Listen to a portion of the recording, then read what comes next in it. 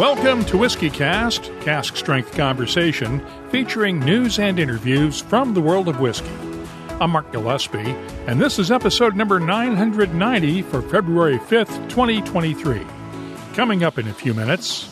I really view myself and this bar as ambassadors for our country, and that's really what we're doing with the anniversary. It's not about, like, the dead rabbit is, the dead rabbit's a dead rabbit, but our goal is to tell that story and do it well and bring and shine a light on all this amazing stuff that's happening back in Ireland.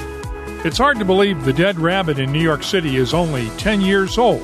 In that 10 years, it's built a reputation as one of the world's best bars. I'll talk with managing partner and co-founder Jack McGarry about the past 10 years and the future, which includes expansion to New Orleans, Austin, and other cities. That's coming up on Whiskey Cast in depth. I'll also have the What I'm Tasting This Week department, Behind the Label, and much more. All on this week's Whiskey Cast.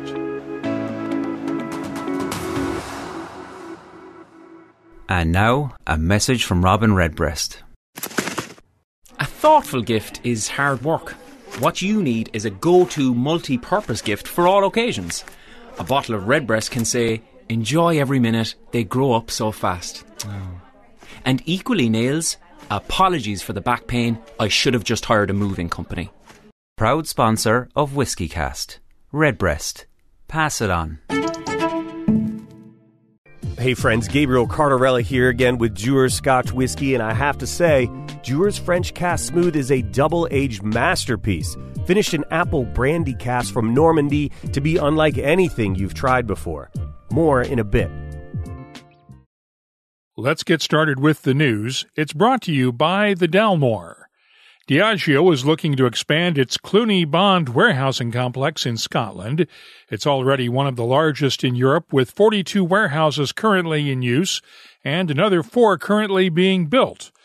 Now, Fife Today reports Diageo has asked Fife Council for permission to add 3 more warehouses to the complex for a total of 49, with the capacity to hold 2.8 million casks of maturing whiskey. The application follows a 12-week-long community consultation period. No word on when councillors will consider the application. Lots of new releases to talk about this week. Irish Distillers is releasing a 100% rye Powers whiskey this month. It'll be available starting later this month in the U.S., Ireland, Northern Ireland, Dublin duty-free, and later this year through the Whiskey Exchange.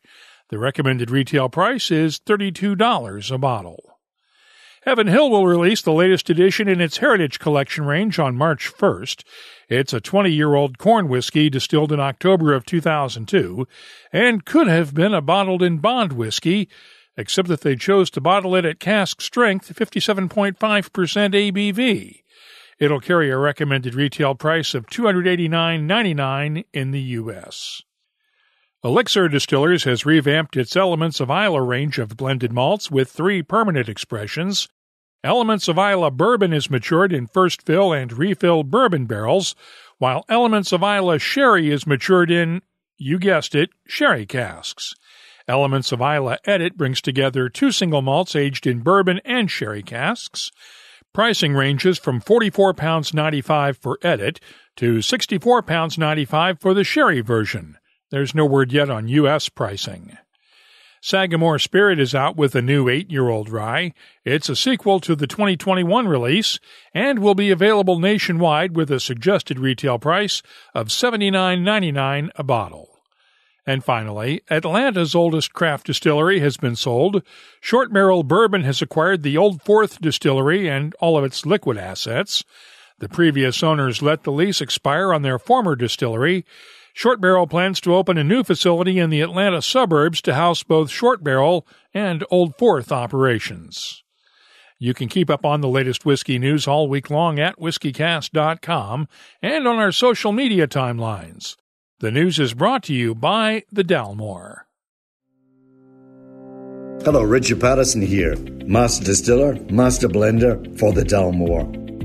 You know, whenever the team and I are in the world sharing our exceptional single malt, we like to keep in touch with Mark Gillespie and the latest news from Whiskey Cast.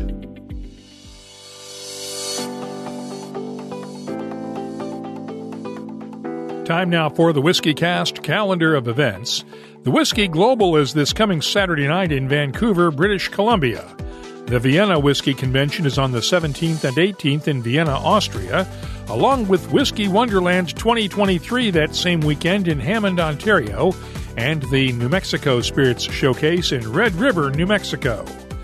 The Bourbon Classic is February 22nd through the 25th in Louisville, Kentucky, and the Roma Whiskey Festival is on the 25th and 26th in Rome, Italy. Finally, Whiskey X Miami is on March 2nd. If you're organizing a whiskey event, let us know about it, and we'll add it to the calendar at whiskycast.com. Gabriel here again. Dewar's Master Blender Stephanie McLeod has been doing some amazing things with cask finishing lately, and Dewar's French Cask Smooth is no exception. It's the 5th edition to the Dewar's Cask Finishing Series. This 8-year whiskey is double-aged, then finished in Calvados casks to blend together the best of Scottish distilling and aging with the finest in French brandy maturation. The nose is sweet honey and citrus in perfect balance. Taste it, and you'll get this unmistakable note of baked apple, citrus, and a hint of cinnamon spice. Now, I recommend it this time of year as an apple cinnamon highball, using lemon juice, simple syrup, unfiltered apple juice, and club soda, or simply enjoy it on its own. Either way, it's a specially crafted reward for your curiosity. Whiskey Cast In Depth is brought to you by Mortlock and the Classic Malts lineup. When Jack McGarry and Sean Muldoon opened the Dead Rabbit in New York City 10 years ago this month, it would have been easy to think of the place as just another Irish pub in a city full of Irish pubs. But the Dead Rabbit was, and is, different. With an emphasis on high-end cocktails and modern Irish culture, it started winning awards as one of the world's best bars, and in just 10 years it's become a New York institution. Jack McGarry and Sean Muldoon ended their partnership a year and a half ago, with Sean moving to Charleston, South Carolina to open up his own pub there, but Jack is still at the Dead Rabbit almost every night, and that's where I caught up with him this week. Let's start at the beginning. When you and Sean decided to start the Dead Rabbit 10 years ago, what went into the whole concept of creating the Dead Rabbit? Yeah, so the stuff that fed the events that led the creation of the Dead Rabbit were basically we obviously ran the bar in the Merchant Hotel, and during our time in the Merchant the bar at the Merchant Hotel, the bar was winning a lot of awards and receiving a lot of recognition, and there was an angel investor, if you will, Connor Allen. His company was brought over by the New York City Stock Exchange, and that basically meant he was in Belfast 1 week out of every 4, and then the other 3 weeks he traveled all over the world with his work. So when he was in Belfast, he came in one day with his partner, who's a well-known Irish actress, and he ordered drinks and loved the drinks, and the drink he first came in and ordered was like a fruity vodka drink, because he had no relationship with the cocktail movement beforehand, and it developed very quickly into one minute it was fruity vodka Collins, and then within a couple of months it was Sazeracs and Vieux Carrés, and it was rapid. And when he was traveling, he was in Tokyo, New York, London, wherever, like all over, all these places that were obviously major cities that had a great cocktail movement. We connected him with Ueno-san in Tokyo, or with Julio Remejo in San Francisco, and he got to see the incredible nature of our industry and see what other amazing people were doing.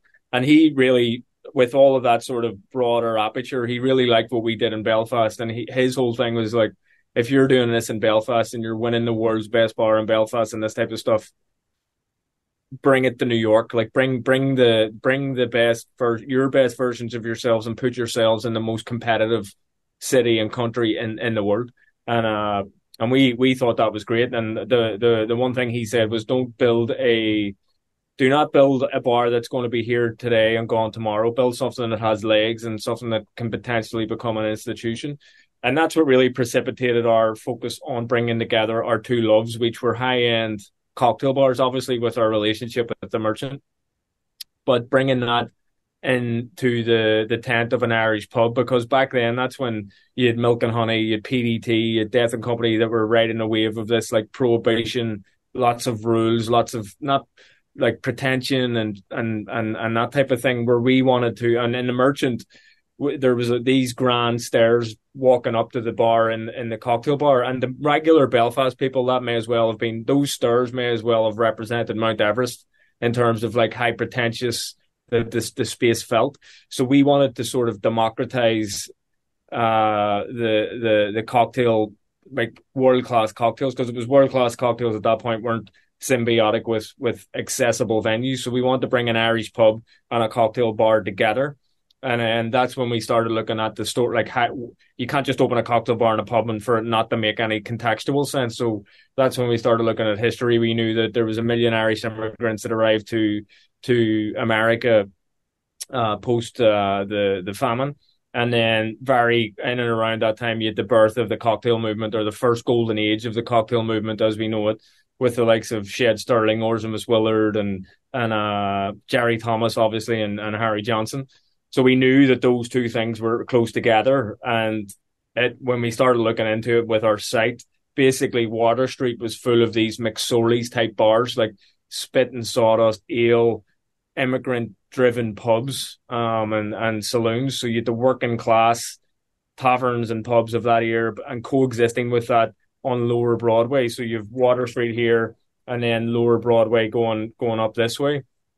You had the splendor of Lower Broadway, so the first luxury hotel in Manhattan, the City Hotel. You had Jerry Thomas starting to operate his venues in Lower Broadway, and you had the sort of sporty man's cocktail lounge. So these two things were coexisting together, and it was really that we were like, right, these are happening together.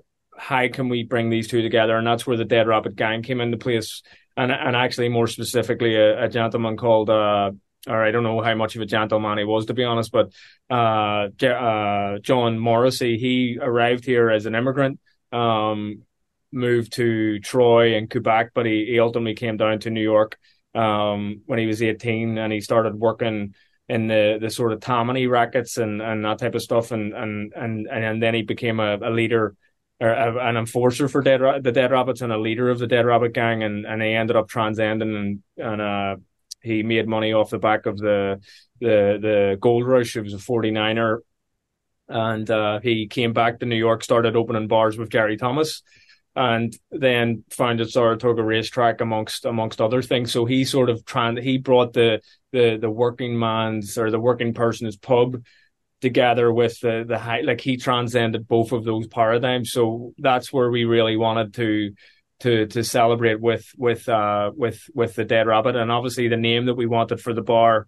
we wanted it to speak to Irish pubs and even British and Scottish pubs. You've got like the Slaughtered Lamb, or the Fox and the Geese, or we wanted to have that type of like accessibility. And that's where we came across the Dead Rabbit. And we love the name of the Dead Rabbit. And then it's obviously how we got into John Morrissey and figured that he brought everything together. So that's the longer version of saying we wanted to open up a bar that was a cocktail bar and a pub in one roof, and to infuse a hospitality-driven nature and the inclusive nature of a pub with the high-end technical and product excellence of a cocktail bar. We wanted to sort of synthesize those two things. That was something that nobody had really done until this time, right? Yeah, I mean, yeah. Not to our knowledge, because you had the, I mean, you had world class cocktail bars. You know, you had the likes. I actually, the only place that I'd say that was more egalitarian and less formal would have been the Pegu Club. When it was at its pomp, because it was an unbelievable, like the drinks. I remember the first time going to Peggy Club and just being completely blown away by the level of the drinks. And it wasn't like it was this big bar. It was like 200 people, but like it was big. It was tons of volume, and it wasn't as difficult. There wasn't as much rigidity around the program. So I think they definitely did it. And obviously Julie's done amazing work with her stuff.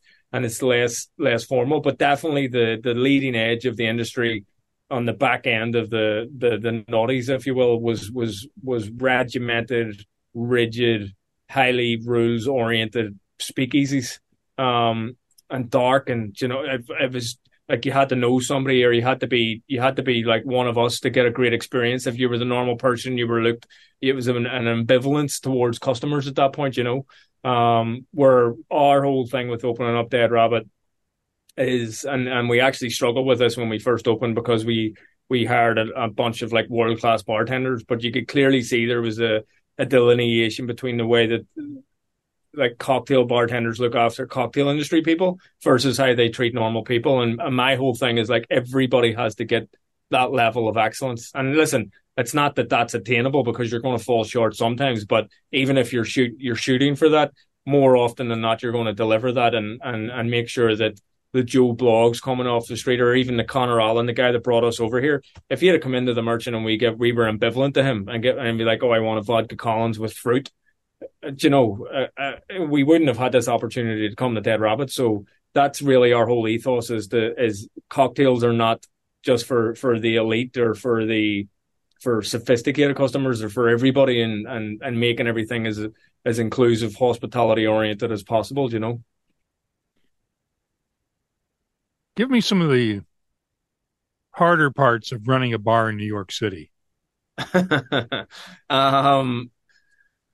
So we came over with this utopian vision of getting the bar open within 6 months, and obviously I don't need to tell you, because you're from here. Nothing in America happens in 6 months.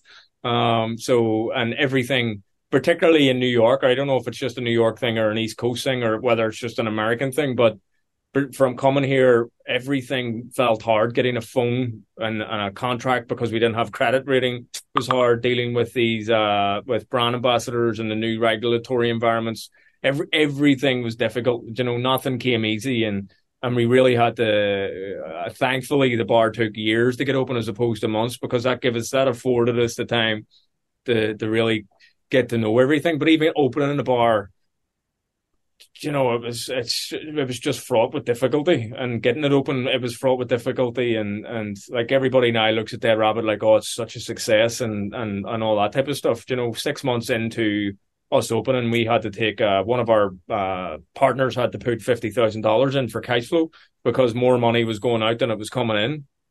And that's when I was starting to realize, like, I was like a very good bartender, but I didn't know how to cost drinks. I didn't know how to run a team. I didn't know payroll and taxes and all of these things that you need to be cognizant of and disciplined about running a business. And that's really where I, like, my bartending career in the bar was two or so years long. And then I really shifted into, how do we become a great business? Because we're not, like, how do we achieve the goal of the bar but still make it profitable and make sure everybody in the bar is making money and doing all of these things. So there was a million and one lessons that were learned, and trials and tribulations and all of that type of stuff. But I'd say the biggest difficulties were definitely the fire that happened in 2018, and like I genuinely thought that we'd lost the bar, and that was it. We would have to start anew. So that was incredibly difficult dealing with that. And then also the pandemic. It's because when you're a bartender or a server or a barback or whatever role you occupy that's not ownership or leadership, not to say that not to trivialize those, because those experiences for people when we had the fire and the pandemic and stuff, they were all still very real excuses. But when your whole like a big part of your personality for myself is tied up in Dead Rabbit and that type of stuff, so dealing with those big setbacks were incredibly difficult. You came back from the fire okay. Yeah. How was it coming back through the pandemic? So there was pros and cons. The pros were that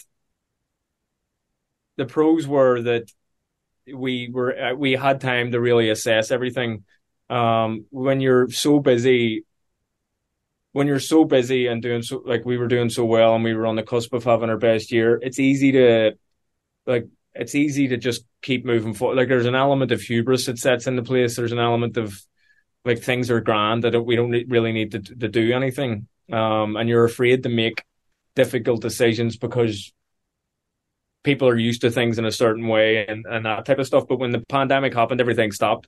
The bar theoretically was done. So I used that opportunity to really, really evaluate, like, what are we sell? What do people love about Dead Rabbit? What is it what is our mission? I use it as a time to go very deep for myself and the business and make sure that we're walking our talk in terms of what we wanted to do. And the bottom line of that was we weren't. There was things that we were doing that were incongruent with, like, our whole goal was to modernize an Irish pub, but was to promote the leading edge of Irish culture. And there was things that we were doing that weren't doing that. And there was systems that we had in place that were not hospitality driven. And so there was a whole bunch of things. So I really looked at that time to go through that. And that's really through that period where myself and Sean started having open and frank conversations in terms of, like, what does the future hold for us? What's the future hold for the bar? What are our goals and aspirations? And that's what precipitated the restructure. But it was very difficult waking up every day thinking, like, how are we going to survive this? How are we going to survive the second wave? How are we going to, and dealing with the fact that we had to lay off close to 100 people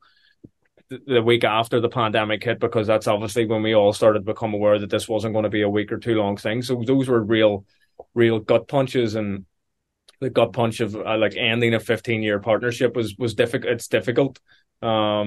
But for me, the pros outweighed the cons because I used it as an time to, like, get a degree and immerse myself in becoming a better leader and really scrutinizing everything with the bar and figuring out how we can grow as a company in a way that benefits everybody and to share our love of the Irish pub and Irish culture on a bigger level. And that's what sort of precipitated doing the likes of New Orleans and Austin and that type of stuff. So it was incredibly challenging, but paradoxically also incredibly rewarding. Why New Orleans and Austin as the first expansion sites for the Dead Rabbit? Yeah, so for our expansion, there's a couple of criteria that we want to meet in order to do it. Obviously, each city that we choose to open up into has to have some type of relationship with Irish culture. So New Orleans, again, New York would have been a big epicenter for the Irish population post-famine, but New Orleans was huge too. I mean, you've seen Brennan's Pato Brands. You've seen all of the intensity of the Irish culture in New Orleans. So that's the first thing. Unfortunately, and this is something that we're trying to remedy as we grow, the representation of Irish culture in those Meccas that have a relationship with it. I had a conversation last week with Dave Wandridge, and he called it leprechaun porn. And that's really what it is. It's a very narrow, a very synthetic representation of our culture. Our culture is not Top of the Morning too. It's not The Quiet Man. It's not, it's not of these things that a lot of Americans hang their hat on as Irish culture. And I think a lot of people over here, and not only here, Irish people coming over here, they have a Guinness sign at the front door, an Irish flag, you're an Irish pub, and the product that is served inside those walls is absolutely garbage. There's no care for details. There's no care for creating a great hospitality experience, for serving, like, showcasing the immense spirits and beers and culinary culture and music and art. So that's really what we wanted to do with dropping Dead Rabbits into these cities. So it obviously had to have a relationship to Irish culture for us to even try to get to that. There's no point in opening in a place that is completely ambivalent to like Miami. I don't really ever think Miami's going to be a Dead Rabbit place, because there's no yearning for any type of our culture there. But New Orleans definitely has it, and Austin definitely has it. Obviously, the cities have to be competitive in terms of our core constituency. So that's tourists, it's working population, and it's close enough so that the residential people can get to us. So that was another key driver. And also cities that are on the up. So New Orleans to a lesser degree, but Austin is, like, exploding. And New Orleans, the recent data coming out of New Orleans again it indicates that there's population growth, so disposable income is growing, and all of that side of stuff. And then the last thing is making sure that we have beautiful locations and buildings in those places. I do not want Dead Rabbit to become an Applebee's or a sanitized concept that has to occupy buildings that have amazing heritage and represent the narrative architecturally of the city. So we've got that in our 616 Conti Street location. It's a building from the 19th century that we're restoring. And it's the same with our location on 6th Street in Austin. Again, it references and tells the story of that Victorian architecture that dominates a lot of downtown Austin. So there are some of the variables and things that we're looking at in terms of identifying markets and choosing the markets that we're going into. In terms of New Orleans specifically, I feel like we owe New Orleans a debt of gratitude, because we wouldn't have been able to get into America would it not have been for Tales of the Cocktail. Like, the thing that sealed the deal for our visa process was the Tales of the Cocktail Awards. So, and I like having gone to Tales like 15 times or whatever many times it's been going on. It's always been a city that fascinates me, and it's a city that I think the Irish, like, telling a story of contemporary Ireland doesn't serve. So we're incredibly excited to open in both facilities. When will they open up? So Austin, we're looking at the summer of this year. New Orleans, we're looking at the tail end of this year or early next year. And then if we don't make Q1 of next year, we'll most likely push it to Q4, while we might advance another opening or another location. That we're still like figuring that out, because I don't want to open in New Orleans in the summer, because again, it doesn't serve. You know what New Orleans is like in the summer; it's dead. So I want to make sure we open at a point where we're going to get traction and there's excitement and buzz and that side of things. So I really want to make sure that we either open at the end of the year, or the beginning of the year for New Orleans. So that's still a moving target. So best case scenario, early this year, or worst case scenario, we'll push it until the fall of 2024. What other cities are you looking at? So we're looking at the likes, again, other cities that fit those criteria. So the likes of Washington, D.C., Boston, Nashville, Tampa.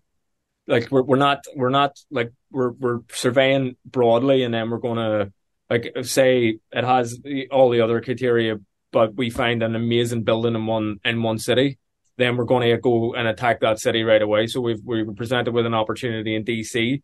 We're looking aggressively in Nashville. So I'd imagine it's probably going to be somewhere in amongst those handful of cities that we're going to go into next. But the goal is to open 2 this year and two or three every year, as long as we can. Again, and that's the other part. As we grow, I don't want to, and I've seen other people do this. They open up venues and it dilutes what they're about, or they're not able to achieve it at scale. And that was another thing that I was really focused on during the pandemic, identifying what the core or key success factors are associated with Dead Rabbit, and making sure we have the systems and processes in place to scale it. So my goal is to go fast, but fast that we can still sustain the level that we're operating at, and we can keep delivering compelling experiences. So that's what's going to guide us. But I ultimately think that there could be Dead Rabbits and other concepts in the Dead Rabbit universe that are Irish driven. There could be many of them, but again, we're focused on the immediate task right now of New Orleans, Austin, and the couple of other places that we're looking at for 2024. Obviously, Charleston is not on that list, right? Yeah. So Charleston, we got the location in Charleston, and when we started having the conversations between myself and Sean, he had got to a point where he was tired of New York. He was in New York and I get that. Like I moved to New Jersey, so I commute in every day. But being in this city, I think there's a song saying leave San Francisco or something before you get too soft, or leave New York City before you get too hard. And I think there's an element of truth to that. Like, New York is a very difficult city to live in for the long term. It's not for everyone. So I think he wanted a slightly slower pace.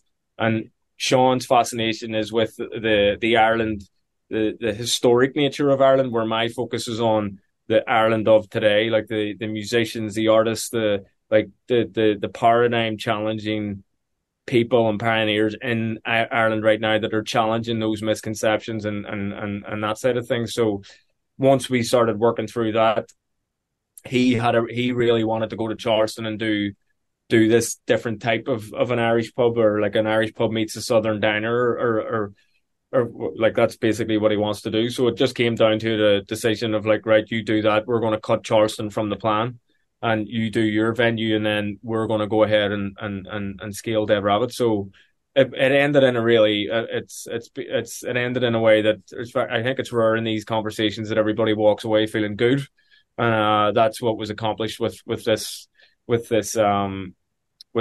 dialogue. And it was a 15-year partnership that ended on good terms. What makes the Dead Rabbit so special? So for me, it's a tough one to answer, because everybody has the things that they, or people who like Dead Rabbit, they have their own things that they love. But when again, I looked at all of the data that we got from our customers through reservation management systems or Google reviews or whatever, and I basically put them into boxes, and there was 4 or 5 boxes that everybody spoke to that why they love the Dead Rabbit. And to me, when I put those together, they're what I call the facts of Dead Rabbit. So people love our food. They love the food because they don't expect to come to Dead Rabbit and have great quality pub grub. Everything that we do in the bar is fresh. It's made in house. We don't freeze anything. We really try hard to be great at the handful or 15 to 20 items of food that we do. So food was definitely one of them. The other bucket was authenticity. So authenticity in terms of the story that we're telling, the artists, the photographers, the crafts people, the musicians. It's telling the story of what's actually happening in Ireland right now. We're not celebrating a bygone era. We're not playing Dropkick Murphys. We're playing and showcasing stuff that's relevant right now. So people love that. And also they love the authenticity of the people that work with us. The bar that when we expanded in 2019 to 32 Water Street, it used to be a land I think it's called Landwich. It's basically a Subway variant of making subs and salads and stuff like that. And as soon as you walked in, their part of their SOPs or their onboarding was that you had to immediately, as soon as a customer walked in, say hello, how are you, or how are you today? And you're walking in and 6 people are saying it to you right away. And you obviously know that that's not authentic, that they're following a script that they've been rigidly or regimentally taught. So our whole thing is we teach people like what hospitality means for us, but we hire people who are unique, and we don't, like, everybody's manifestation of our hospitality framework is different.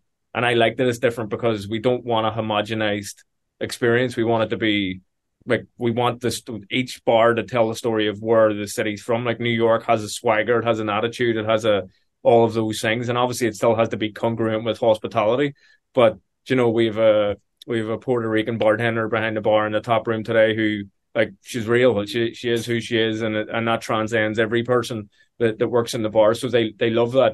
The other things they love is obviously the cocktails that we focus on. Be it in the top room or in the parlor. In the top room, it's our pub. In the parlor, it's our cocktail bar. But we want to serve world-class cocktails in the top room, as well as even though it's an elevated thing in the parlor, but it doesn't mean that the top room, most 70% of the people who experience Dead Rabbit experience the top room. And when we first opened, that was a mistake that we made, because we neglected the cocktails in the top room, because the parlor was what we were trying to showcase as the cocktails. But most people have got like 6 out of 10 products ordered in the bar are cocktails. So making sure that they're amazing in the bar, in the top room, as well as upstairs. And then the trifecta would be the best in class serving of Guinness, best in class serving of Irish spirits, and particularly obviously Irish whiskey, and the best in class serve of an Irish coffee or Irish coffees. We've got a whole bunch of Irish coffee variants. So they're amongst the things that those 3 things are a big part of what we do. And then obviously speed is a big thing that we preach. We want to make sure that we spend hundreds of thousands of dollars on preparation and production back of house. So when a customer walks in and they order something, they're not waiting. It bugs me going into cocktail bars. I don't care how good it is, but if I have to wait longer than 10 minutes for a drink, it's too long for me. I want drinks and products served as quick as possible and make things as frictionless as possible for customers. We live in this Amazon world now, we can like it or not like it, but people do not like the wait. And that's something that I make sure that we're really focused on. But it's something that people like. They like that they can come in here, they can get a drink, they can get an Irish coffee in a second, they can get a great pint of Guinness quickly, they get served, they get knowledge right away. So there are the things that I think are what make Dead Rabbit special. Give me a sense of what you guys are doing to celebrate the 10th anniversary over the next few days. Yeah, so it's pretty crazy. When it came to acknowledging that we're actually going to be doing our 10th anniversary, because I still think we're very much like only beginning and our best is still ahead of us. But I see a lot of people celebrating these big milestone anniversaries very much as a backward looking thing. And there's an element that we're doing. Like, we're very grateful for everybody who was part of the story of Dead Rabbit and all that type of stuff. And we'll obviously be nodding to that. But I really wanted to use that as an opportunity to talk about the core things that are big, important for us as we go into the next decade. So Irish music is a huge part of that. The drinks, obviously, all of the things that I've just spoken to you about, celebrating what we do here in the bar. The culture of Ireland, really celebrating that. So we basically lined up 10 days of programming that celebrate. We're bringing over 6 musicians from Ireland, 2 comedians. We have 1 day of 2 sessions with three sessions with our Irish session band, who are the best Irish. They're all Irish, but they're the best band in America. So they're doing stuff with us. We're doing Guinness events. We're doing Irish whiskey events with like friends of the bar. I'm trying to think what else we're doing. We're doing a panel about that we're bringing other people on, like what does the future of the hospitality industry look like. So I'm trying to think, am I missing anything? I'll just bring up this document because I don't want to. We're bringing over Bar 1661 from Dublin, who are the hottest bar in Ireland right now. They're doing amazing work. So we're doing a bunch of things like that to showcase, again, to challenge the misconceptions around our culture, to showcase what are the things that are important for us as we enter into our second decade of business. So we're really looking at it as a time to celebrate Ireland. I really view myself and this bar as ambassadors for our country, and that's really what we're doing with the anniversary. It's not about, like, the Dead Rabbit the Dead Rabbit's a Dead Rabbit, but our goal is to tell that story and do it well and bring and shine a light on all this amazing stuff that's happening back in Ireland. You know, might there one day be a Dead Rabbit back in Dublin or Belfast, or is there not a need for it? No, I think so. I mean, I would have said back in the day no, because Ireland is coming down with great pubs. But Dead Rabbit is a pub. There's like I love that we're a pub. But we are not the Palace Bar. We are not the Duke of York. We are not a heritage-driven pub. We're very much a current, contemporary, relevant pub. Like we echo the traditions of what make an Irish pub an Irish pub. But the story inside, like, you're going to walk in and you're going to hear a Zambian immigrant who's based in Ireland singing R&B songs. You're going to see illustrative work from the emerging amazing illustrators. You're going to taste coffee that's roasted by a couple in Connemara. You're going to all these things that make us completely different, or differentiators. You're not going to get that in the heritage pubs, and they don't need to do that. They have hundreds of years of history to fall back on. We don't. So I think there could be one in Ireland for sure, and if we were to do it, the capital of Ireland is Dublin. And if we do one in Ireland, and I think we will at some point, it will be in Dublin. Whether we do one in Belfast and Dublin, I don't know if there's enough scope for 2 Dead Rabbits, but I wouldn't rule it out. You know, I've learned, I'm long in the tooth now in this industry that you don't say, like, nobody can tell the future, so you just got to see what happens. The Dead Rabbit's anniversary celebration continues through this coming Sunday. That's Whiskey Cast in Depth, brought to you by Mortlock, whiskey's best-kept secret. Hidden away for decades in some of the world's most famous Scotch whiskies, comes a single malt inspired by an original for a fortunate few. Discover the entire Mortlock lineup at malts.com. Let's start off the What I'm Tasting This Week department with the latest edition of Rampur Select Indian Single Malt. It's bottled at 43% ABV with no age statement, and the nose is malty with touches of butterscotch, honey, vanilla, a hint of linseed oil, and lemon zest. The taste is thick and oily with notes of barley sugar, white pepper, honey, and vanilla. The finish is long with lingering spice and a hint of lemon tartness. I'm scoring the Rampur Select Indian Single Malt an 89. Next up, the Uncle Nearest Single Barrel Rye. This is a distillery-exclusive bottling at 60.5% ABV and was originally distilled in British Columbia before being matured in New York and Tennessee. The nose has a soft oakiness with touches of vanilla, baking spices, brown sugar, and honey.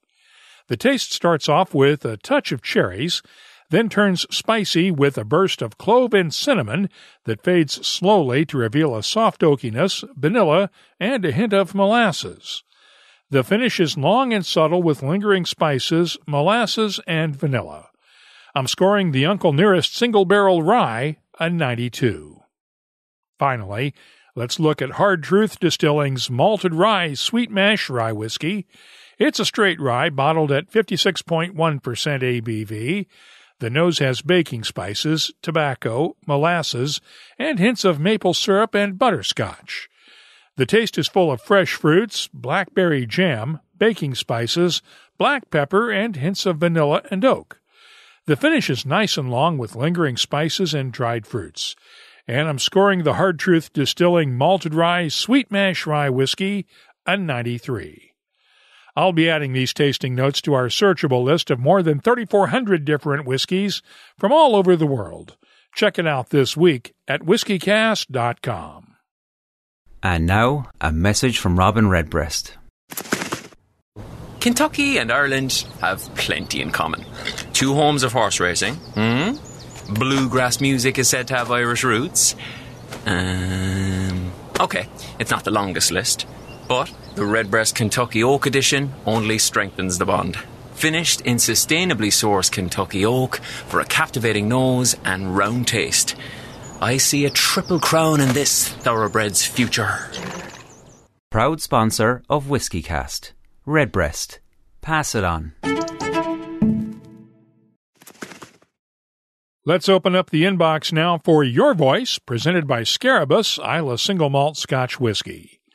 With the Dead Rabbit cementing its place as one of the world's great pubs in just 10 years, I thought it might be interesting to take a Twitter poll on what you consider to be most important in a good pub. 69% said a good atmosphere, while just 18% said the whiskey selection was most important to them.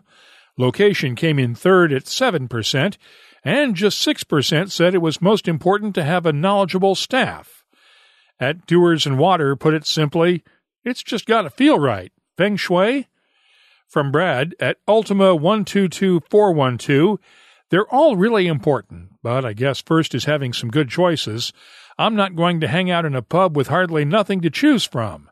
Atmosphere is really important, too. From at Suzanne Drams, I think for me it depends on what I'm doing there, but generally good drinks options and a pleasant atmosphere.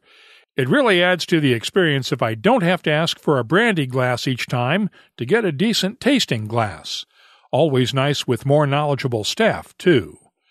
And from at Dramming Around, atmosphere definitely, maybe a decent pint, and if the season is right, if they show rugby.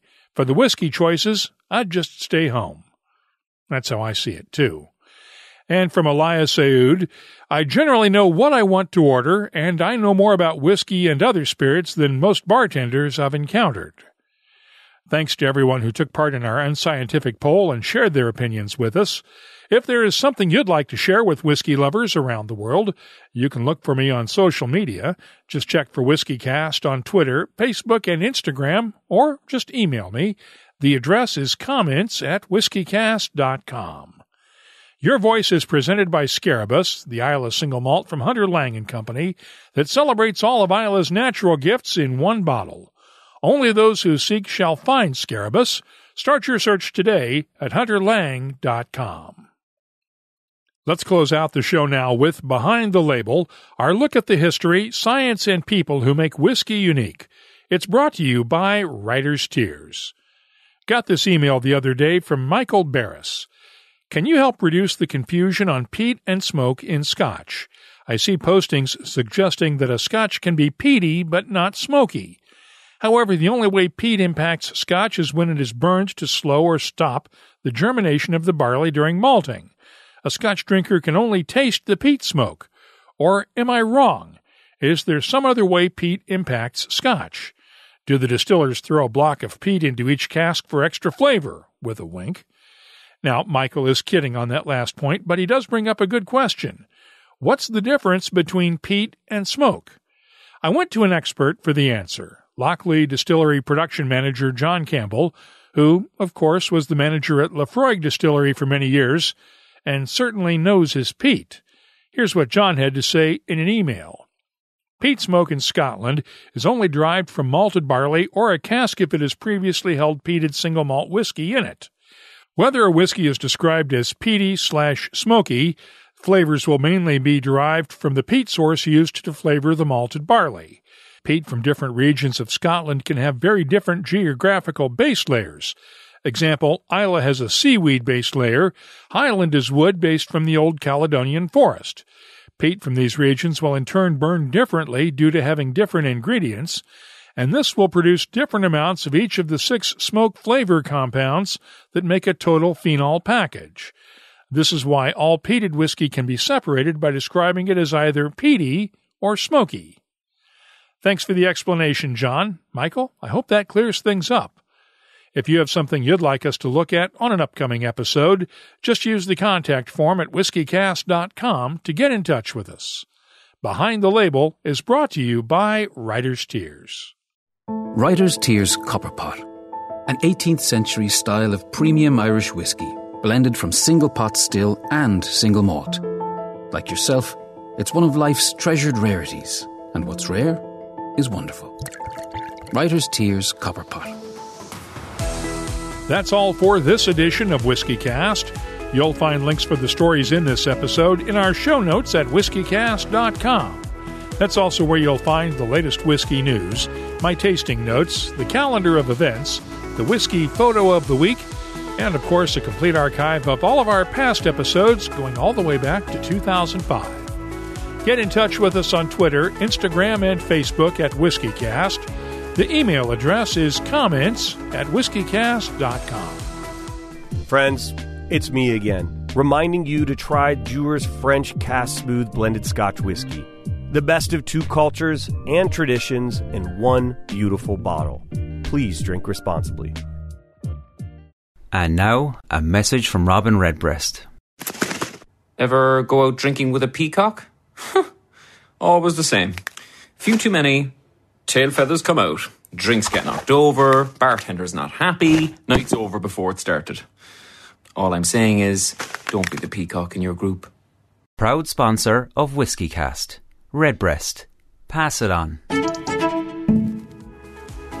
WhiskeyCast is a production of Cask Strength Media, copyright 2023, and comes to you from the charming, yet regrettably dry town of Haddonfield, New Jersey.